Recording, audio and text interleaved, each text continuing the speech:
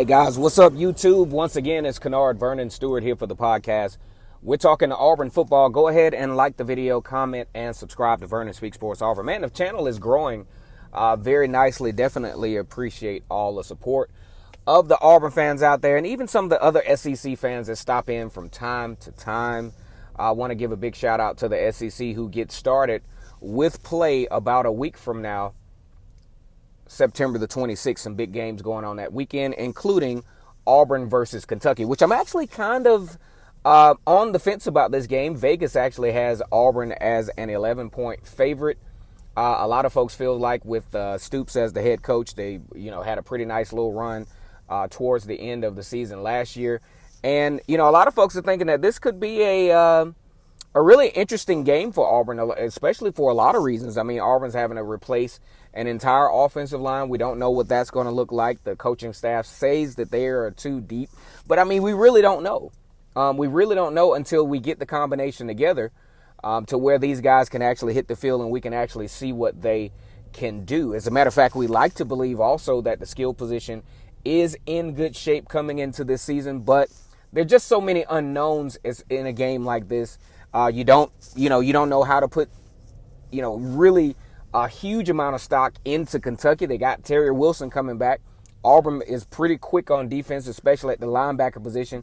And then we got to look at how the defensive line is going to emerge without veterans Marlon Davidson and Derek Brown. Also, Auburn, of course, having to replace a lot of guys in the secondary, including first-round draft pick Noah Igbenogany at that cornerback position. So there's a lot of questions. But here's what I got, though, for today. And this is what I think has been an Achilles heel for Auburn's defense over the last few years is the lack, obviously, of consistent offensive production. I think these guys have done relatively well, very well, to be a top 20 ranked defense, considering that in a lot of cases, the offense just really hadn't helped them out.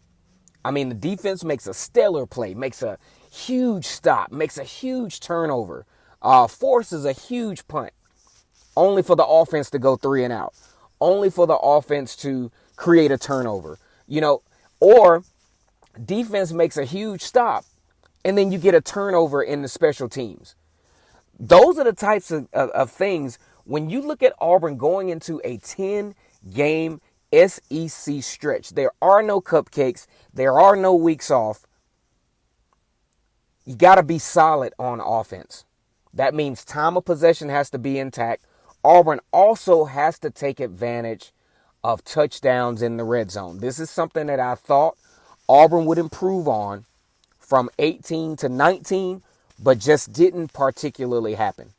How many times you think about the LSU game, DJ Williams breaks a huge run, stumbles a little bit, and then you're thinking like, we're going to settle for a field goal. Sure enough, you settle for a field goal. Let's just say the game plays out the way it did against LSU. That's a 4-point swing. Auburn wins the football game 27-23, assuming that everything plays out the way that it did. Oregon, Big Cat Bryant breaks a huge game-changing fumble recovery inside of the 3-yard line.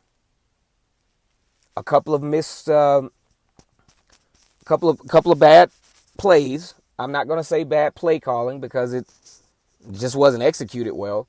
Then Bo Nix almost turns the ball over down in the red zone.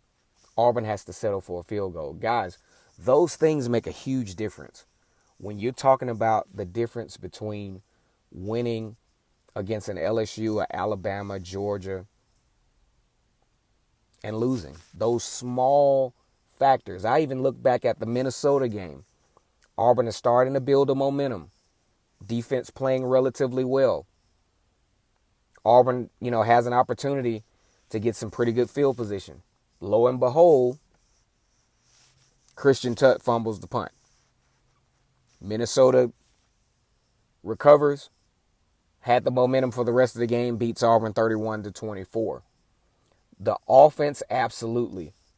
Under Chad Morris, a lot of folks are on the fence as to whether he's going to be the answer or not. They're discounting some of the things that he did with Clemson, although under his watch, Clemson goes 42-11 during his time there. I got a chance to coach Taj Boyd. I had 1 year with Deshaun Watson. Chad Morris has got to help this defense out. It can't be 3 and out. It can't be turnovers. It can't be. You have to keep your defense in mind as an offensive coordinator, as a play caller. And that goes with systematically having a game plan based on not only considering your defense, but executing. Execution is going to have to be at a high level coming into this football season because there's little to no room for error. You're talking about a situation where Auburn can either go 5-5, 10-0, 8-2, 7-3. I mean, the margin of error when you're playing an all-conference schedule is razor thin. Very thin. So what do we look for this year? One, we want to look for consistent offensive line play. That means putting the right players in the right positions, obviously. Auburn didn't do that. You had a couple of good guys, then you had a couple of guys playing clearly out of position. Caleb Kim, an absolute liability on the offensive line at that center position.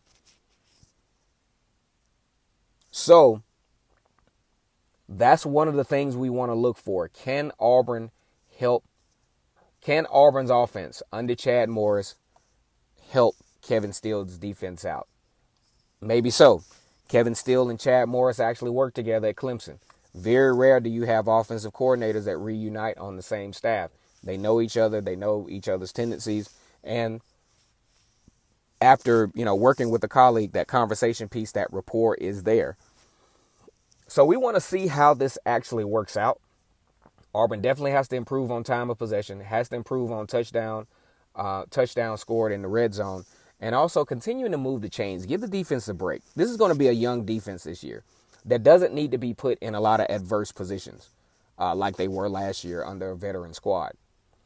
So let me know what you think. Let's get the conversation going about this, guys. Auburn football takes place next Saturday, September the 26th.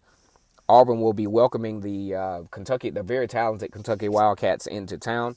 This will be Auburn's first season opening game against an SEC team since 2014 when they took on Arkansas, the first game of the year. Very entertaining game there where Jeremy Johnson got the starting nod. Nick Marshall comes in and pretty much saves the day for the Tigers, and Auburn wins that game there. Let me know what you think about this video, and as always, it's great to be an Auburn Tiger, War Eagle.